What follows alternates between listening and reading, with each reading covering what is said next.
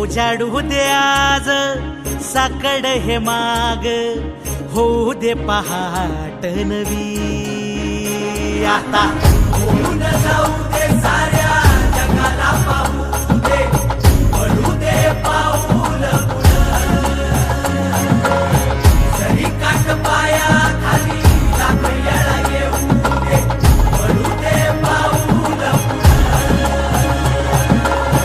मोठी लढाई र लढू मातीसाठी र गड्या, मनगटाचं जोर लावून.